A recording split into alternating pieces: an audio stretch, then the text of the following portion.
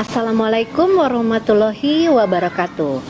Salam hangat buat seluruh orang tua, siswa dan siswi Al-Azhar Kelapa Gading, Surabaya dan Jakarta.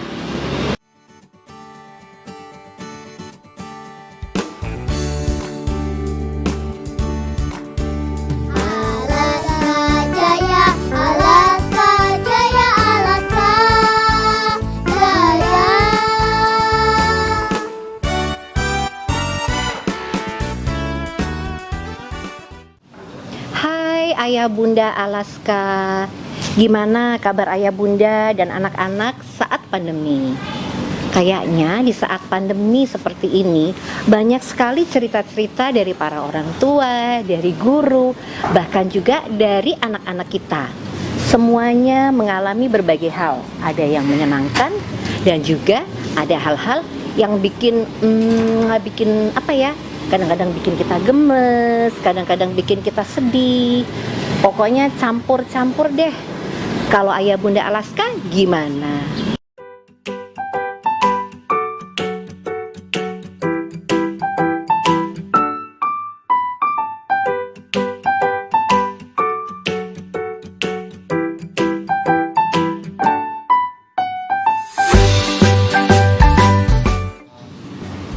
Sebagai orang tua, yang harus kita lakukan adalah being a lovely parents. Jadilah orang tua yang dicintai anak-anaknya. Waduh Bu, ini sekarang kita malah banyak gesekannya, jadi dicintai gimana? Tetap menjadi orang tua yang dicintai anak-anaknya bukan berarti kita nggak pernah ada gesekan sama anak-anak kita. Tapi justru bagaimana kita sebagai orang tua menjadi pemimpin untuk anak-anak kita. Tugas kita satu, membimbing anak-anak kita selama menjalani masa pandemi ini. Kedua, membimbing mereka dengan memberikan contoh nyata dari diri kita kepada anak-anak. Yang ketiga, membantu anak-anak kita, mengajarkan mereka bagaimana strategi menghadapi permasalahan saat pandemi ini. Dan jangan lupa selalu berikan apresiasi, penghargaan kepada mereka ketika mereka bisa melakukan tugas-tugasnya dengan baik.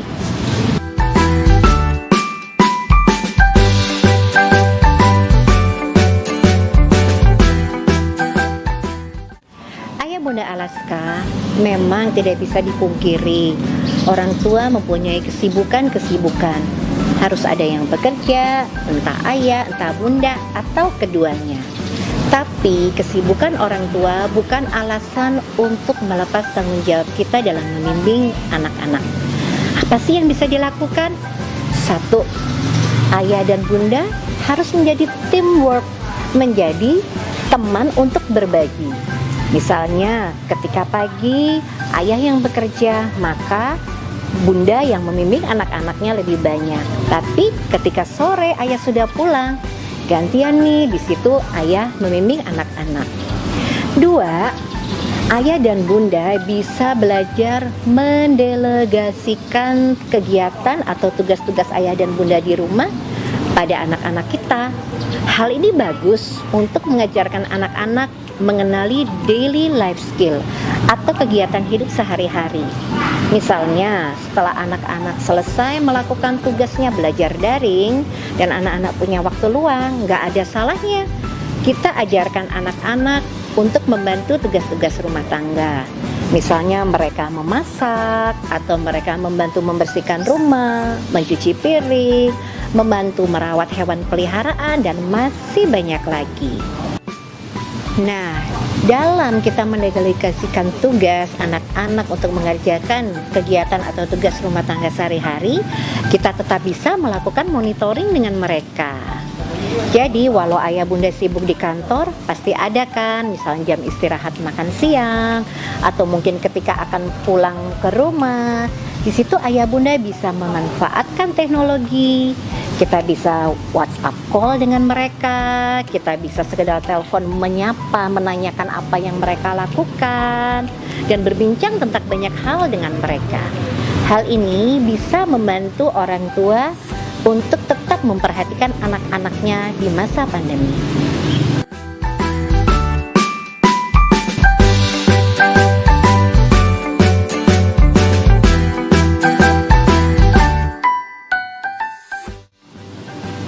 anak-anak berada di rumah selama masa pandemi ini, tidak bisa dipungkiri, kejenuhan bisa saja muncul.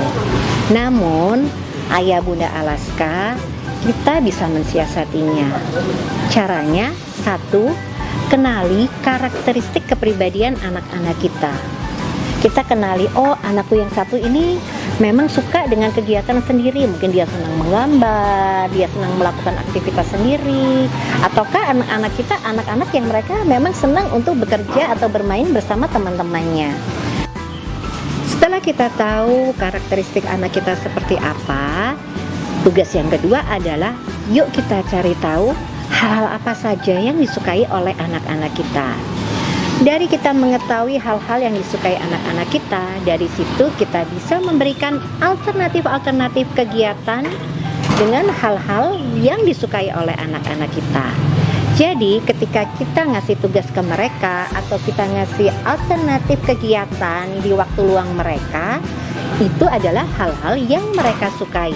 Sehingga ketika anak-anak dikasih tugas itu adalah hal-hal yang mereka sukai, mereka akan melakukannya dengan happy. Bukan hanya terbatas pada kegiatan-kegiatan yang mereka sukai saja, tapi juga bisa kita ajarkan membantu kita dalam mengerjakan urusan-urusan rumah tangga. Misalnya, oke, hari ini yang cuci piring pagi kakak ya, nanti abis makan siang gantian adik, kalau malam baru ayah atau bunda. Hal itu bisa dilakukan. Nah, supaya mereka nggak jenuh, otomatis kita harus bisa mengajarkan anak-anak strategi gimana sih yang bikin mereka itu selama berada di rumah punya aktivitas menyenangkan dan bikin mereka happy.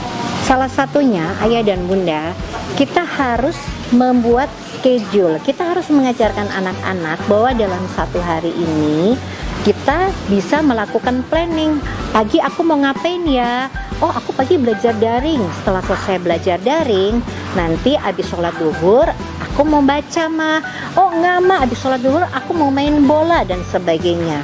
Semua kegiatan-kegiatan itu sebaiknya kita ajarkan kepada anak-anak untuk menuliskannya dalam daily planning. Bisa dalam planning harian, mingguan, atau bulanan. Contohnya seperti ini. Nah, ayah dan bunda bisa membuat time planner yang lucu-lucu, di mana di situ akan tertulis ada jadwalnya atau waktu-waktu mereka. Misalnya jam 7 sampai jam 9 ngapain, jam 9 sampai jam 12 ngapain, dan seterusnya. Ini bisa dibuat harian atau mingguan. Nah, tapi membuat jadwal atau planning ayah dan bunda hendaknya melibatkan anak-anak kita. Karena kalau kita membuat planning dan planning itu yang buat orang tuanya, sedangkan anak-anak tidak dilibatkan, biasanya akan membuat anak enggan untuk melakukannya. Jadi, strategi mengatasi kejenuhan bisa sekaligus mengajarkan anak-anak kita bagaimana untuk memanage atau mengelola waktu mereka sehari-hari. Dicoba ya. Ayah Bunda Alaska mengajarkan anak-anak tentang daily planning atau weekly planning itu bisa dilakukan mulai dari anak-anak kita TK, SD, SMP, atau SMA. Tentu saja kita harus melihat bagaimana kebutuhan mereka dan teknik-tekniknya juga berbeda. Contoh, untuk anak-anak yang sudah SMP atau SMA, mungkin kita bisa memberikan kesempatan kepada mereka untuk menyusun jadwal-jadwal mereka. Di situ kita bisa diskusi. Setelah mereka menyusun jadwal, mungkin kita bisa ngobrol dengan mereka. Nah, selain itu, bagaimana sih? Udah nih Bu, udah ada jadwalnya, udah ada kegiatannya, tapi mereka suka kangen sama teman-temannya. Mereka kayaknya di rumah bosen. Ya nggak apa-apa. Itu adalah perasaan yang wajar ya. Karena apa? Karena selama ini mereka di sekolah, di mana di sekolah itu setiap hari mereka ketemu teman-temannya, ketemu ustadz-ustazahnya, banyak kegiatan dan cerita lucu di situ. Nah, ketika mereka dalam keadaan yang kangen banget, disitulah tugas kita sebagai orang tua, kita hadir untuk menyemangati mereka. Kangennya kayak gimana sih dek? Kangennya kayak gimana sih kak? Aduh kangen banget deh ayah. Rasanya pengen deh, aku pengen basket bareng. Boleh nggak sih basket bareng? Nah, Kalau mereka ngobrol begitu, kembali lagi mungkin di situ orang tua bisa berdiskusi, mencari jalan tengah yang aman, tetapi anak tetap bisa berkegiatan. Karena mungkin bisa aja berkegiatan dengan keluarga atau mungkin dengan tetangga, tetapi tetap dengan protokoler kesehatan yang diutamakan. Untuk ayah bunda Alaska yang mempunyai anak-anak remaja yang mereka duduk di SMP atau SMA, membuat daily planning tidak harus selalu dituliskan di kertas, tapi kita bisa memanfaatkan teknologi. Misalnya, biasanya di HP itu ada daily planning atau ada kalender di situ. Nah, di sini anak-anak bisa diajarkan untuk menulis jadwal-jadwal harian mereka atau kegiatan-kegiatan mereka sehari-hari. Untuk mengajarkan anak-anak baik dari yang kecil sampai yang besar untuk menuliskan planning mereka harian, mingguan, atau bulanan, memang bukan hal mudah. Itu berproses. Jadi ayah dan bunda tetap semangat ya. Walaupun kadang-kadang anak-anak kita mungkin nggak mengerjakannya dengan benar, atau mungkin anak-anak kelupaan, nggak apa-apa. Ini adalah proses mengajarkan anak-anak untuk bisa memanage dirinya dengan baik. Ayah bunda Alaska, memang saat ini bukan saat yang nyaman buat kita semua. Di tengah pandemi yang masih berjalan, mari kita bersama-sama bergandengan tangan, kita sebagai orang tua, ustadz, ustazah di sekolah, dan anak-anak kita. Mari kita bersama-sama berproses. Kita hadapi pandemi ini dengan seoptimal mungkin. Kita lakukan yang terbaik walaupun di situasi seperti ini, tapi kita tetap bisa mendidik anak-anak kita dengan optimal. Wassalamualaikum warahmatullahi wabarakatuh. Sampai jumpa.